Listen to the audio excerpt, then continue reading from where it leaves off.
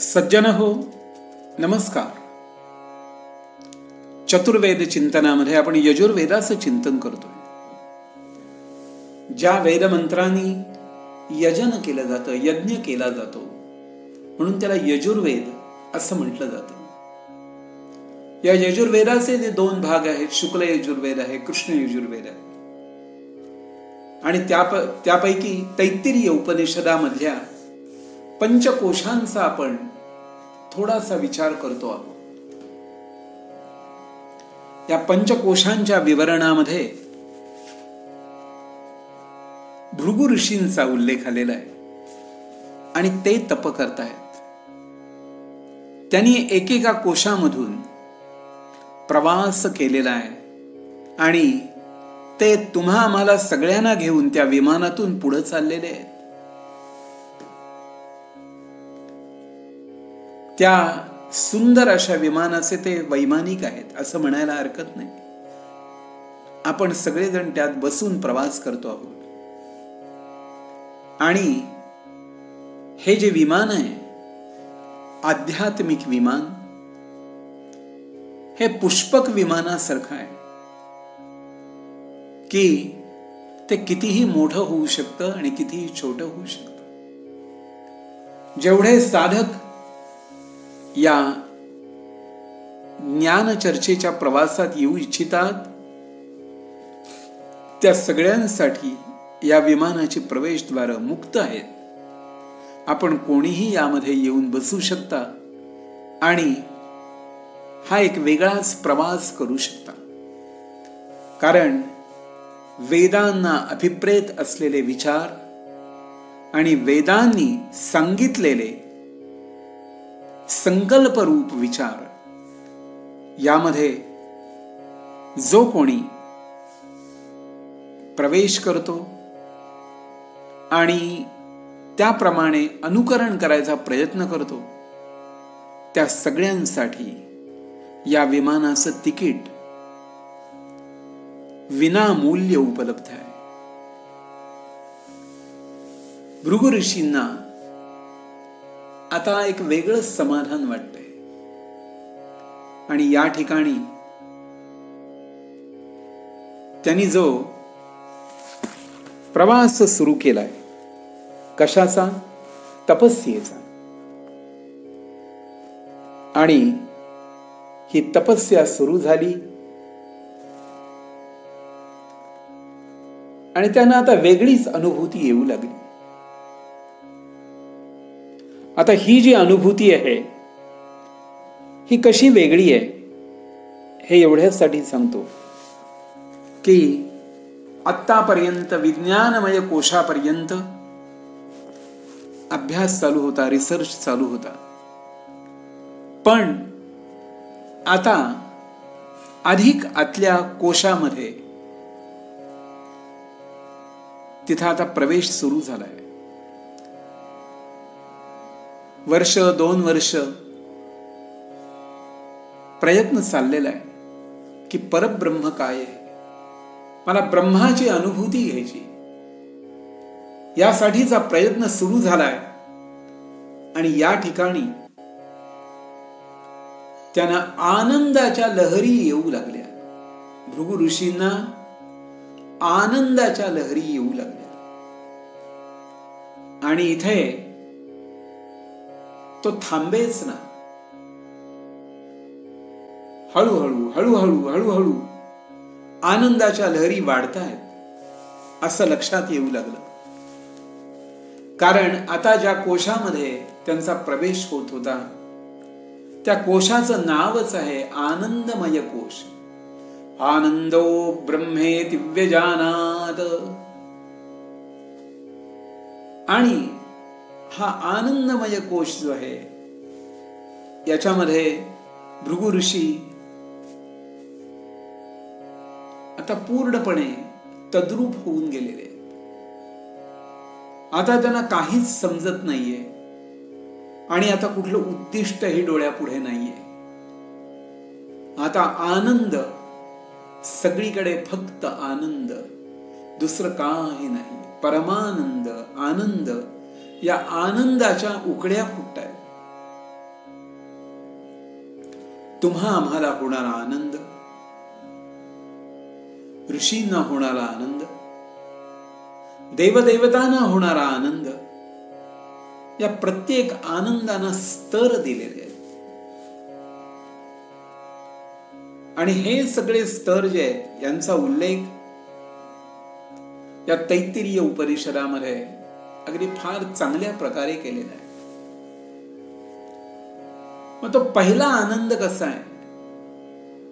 स एको मानुष आनंद, माणसाचा आनंद. चांगले पदार्थ खायला मिळाले की झालेला आनंद, चांगले कपडे घालायला मिळाले की झालेला आनंद. होणारा आनंद आणि दुःख या दोन्ही गोष्टी क्षणभंगूर आहेत.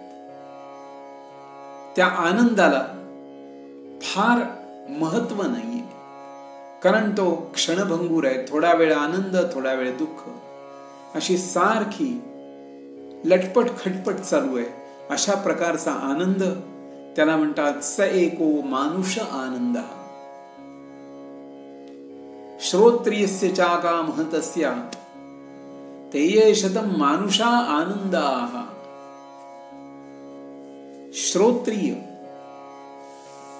म्हणजे श्रुती, श्रुतींना जो जाणतो, श्रुतींचा जो अभ्यास करतो त्याला श्रोत्रिय म्हणतात. आणि श्रुती म्हणजेच वेद. वेद मंत्रांचा जो कोणी खूप खूप खूप अभ्यास करतो त्याला श्रोत्रिय म्हणतात. आणि त्याला जो आनंद होत असतो तो किती होतो तर मानुष आनंदाच्या 100 पट आनंद जर कोणाचा असेल तर तो मनुष्य गंधर्वाचा आनंद आहे. मनुष्य गंधर्व म्हणजे कोण आहे?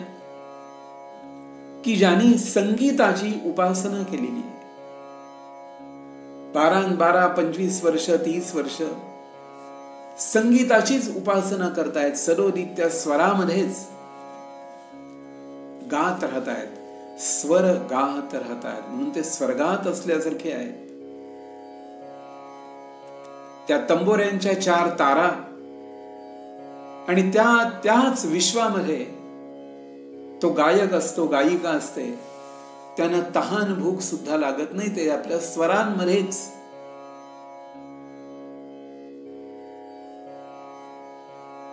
त्यांची समाधी लागते. मला आठवतंय एकदा आमच्या गणेशपुरीच्या आश्रमामध्ये पंडितजी भीमसेन जोशी स्वरभास्कर ते त्यांचं गाणं होतं. मैफिल होती सकाळची, सकाळी 9 वाजताची वेळ. मंडप जो होता तो पूर्णपणे भरून गेलेला होता. सुमारे 5000 माणसं गाणं ऐकायला होती. पिन ड्रॉप सायलेन्स होता आणि पंडितजी गायला बसले.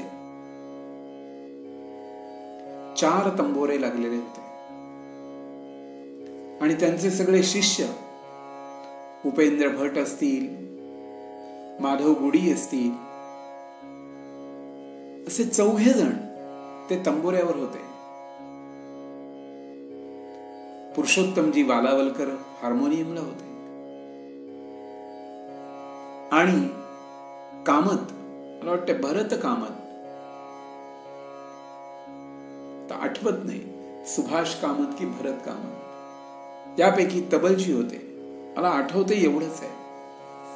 आणि ती मैफल सुरू झाली. पंडितजींनी पहिला षड्ज लावला आणि त्यानंतर ते एका वेगळ्याच भावविश्वात गेले, स्वरविश्वात गेले आणि रामकली राग त्यांनी आळवायला प्रारंभ केला. सुमारे 50 मिनिटं बडा ख्याल चालू होता. त्यानंतर छोटा ख्याल झाला. त्यांचं पेटंट असणारं भजन झालं. अभंग झाला. आणि इतकी माणसं, 5,000 माणसं, पण शांतता होती, पूर्ण शांतता. आणि पंडितजी असे गात होते. ज्यावेळी गाणं थांबलं त्यावेळी सुद्धा माणसं टाळ्या वाजवायच्या सुद्धा विसरून गेलेले होते. सगळे आपले देहभान विसरलेली माणसं होती. आणि काही सेकंदांनी नंतर मग टाळ्यांचा कडकडाट झाला. मी पाहिली ही गोष्ट. मला आजही शरीरावर रोमांच निर्माण होतात तो प्रसंग आठवला की. याला म्हणतात मनुष्य गंधर्व. मनुष्य गंधर्वाचा आनंद तो स्वतः गात असतानाही होतो आणि तो दुसऱ्यालाही देतो. हा मनुष्य गंधर्वाचा आनंद. या मनुष्य गंधर्वाच्या आनंदाच्या 100 पट आनंद देवगंधर्वाचा आहे. देवलोकातले जे गंधर्व आहेत की जे देवांचं मन रिझवण्यासाठी गातात, अशा देवगंधर्वांचा आनंद हा मनुष्य गंधर्वाच्या आनंदाच्या 100 पट आहे. या देवगंधर्वांच्या आनंदाच्या 100 पट आनंद हा पितरांचा आनंद आहे. म्हणून पितरांना कमी समजू नका. आपल्या पितरांच्या तुष्टीसाठी, आपल्या पितरांच्या कृपेसाठी श्राद्ध करत राहा. पक्ष, ज्याला आपण महालय म्हणतो, हा अवश्य करा. आणि पितरांचा दिवस म्हणून जो मानला जातो त्याला म्हणतात अमावास्या, दर्श अमावास्या. या दर्श अमावास्येच्या दिवशी योग्य ब्राह्मण बोलवून शिधा द्यावा. आज मोठ्या मोठ्या शहरामधून योग्य व्यक्ती कोण आहेत हेच ओळखणं अवघड झालेलं आहे. म्हणून आमच्याकडे एक गोष्ट आवर्जून सांगितलेली आहे. यस्य कुक्षिगतं चान्नं वेदाभ्यासेन जीर्यते कुलम उद्धरते पुंसान् दशपूर्वान् दशापरान्. जिथं वेदाध्ययन होतं अशा वेदाध्ययन करणाऱ्या गुरुजींच्या किंवा विद्यार्थ्यांच्या मुखामध्ये आपण दिलेलं अन्न किंवा आपण दिलेलं जे आमान्न, याचा अर्थ शिधा, हा दिला जातो. तेव्हा अन्न देणारा जो आहे त्याच्या 21 पिढ्यांचा उद्धार होतो. मागल्या 10 पिढ्या, पुढल्या 10 पिढ्या, आणि तो स्वतः उद्धरून जातात. म्हणून असं सांगावं वाटतं की आपलं जे दत्तात्रेय सत्संग मंडळ आहे हे अनेक वेद पाठशाळांशी जोडलेलं आहे. आणि अनेक वेद पाठशाळांना ते शिधा पोहोचत करतात. अनेक गोष्टी ज्या वेद पाठशाळांना अपेक्षित आहेत ते दिल्या जातात. असं जे दत्तात्रेय सत्संग मंडळ आहे, यांच्याशी सुद्धा आपण संपर्क करून आपल्या पितरांना संतुष्ट करू शकता. पितरांची कृपा प्राप्त व्हावी असं जर वाटत असेल तर या काही गोष्टी करणं आवश्यक आहे. पण पितृकर्म केलं तर पितरांचा जो आनंद आहे तो देवगंधर्वांच्या 100 पट पितरांचा आनंद आहे. पितरांच्या आनंदाच्या 100 पट आनंद असे काही देव आहेत की ते काही ठराविक काळापुरते येतात आणि परत जातात. ज्याप्रमाणे अवतार होतात ना, रामाचा अवतार आहे, कृष्णाचा अवतार आहे, ठराविक काळापुरते ते देव येतात आणि परत जातात. त्यांचा आनंद या पितरांच्या आनंदाच्या 100 पट आहे. त्यांच्या आनंदाच्या 100 पट आनंद काम करणारे देव आहेत. सूर्यनारायण काम करतो. स एकः कर्मदेवानां देवानां आनंदः. काम करणारे देव आहेत. वायुदेव आहे, यमदेव आहे. मृत्यूचं काम करतोय तो, आणि तो ते काम करतोय म्हणून बाकीची सगळी माणसं सुखी आहेत, आनंदी आहेत. मृत्यू जर नसता तर किती अवघड झालं असतं. म्हणून ते काम करणारा अग्निनारायण, अशा ज्या देवतांचा जो आनंद आहे हा त्यांचे 100 पट आहे. या कर्म करणाऱ्या देवांच्या आनंदाच्या 100 पट आनंद हा स्वर्गातल्या देवांचा आनंद आहे. स्वर्गातल्या देवांच्या आनंदाच्या 100 पट आनंद इंद्राचा आनंद आहे. म्हणजे देवांचा देव, देवांचा राजा, त्याचा आनंद आहे. इंद्रदेवाच्या आनंदाच्या 100 पट आनंद बृहस्पतींचा आहे. बृहस्पतींच्या 100 पट आनंद हा प्रजापतीचा आहे. आणि प्रजापतीच्या 100 पट आनंद जो आहे तो ब्रह्मानंद आहे. ब्रह्म्याचा आनंद म्हणजे ब्रह्मानंद. आज आपण ब्रह्मानंद हा शब्द कुठेही वापरतो, पण तो आनंद म्हणजे ब्रह्मानंद आहे. आणि भृगु ऋषींना ब्रह्मानंद मिळाला, ब्रह्मानंदी टाळी लागली. आता त्यांना कुठं जायची इच्छाही नव्हती. ते त्या विशिष्ट अवस्थेमध्ये समाधी मग्न होते. आता ते वडिलांकडे गेले नाहीत, वरुणाकडे गेलेले नाहीत. आता वरुण देवांनाच भृगूंची आठवण झाली आणि वरुण देवच भृगूंकडे आले. पण भृगु ऋषी ब्रह्मानंदात आहे. आणि या ठिकाणी वरुण देवानी येऊन भृगु ऋषींना मिठी मारली आणि म्हटले, बाळ जिंकलास.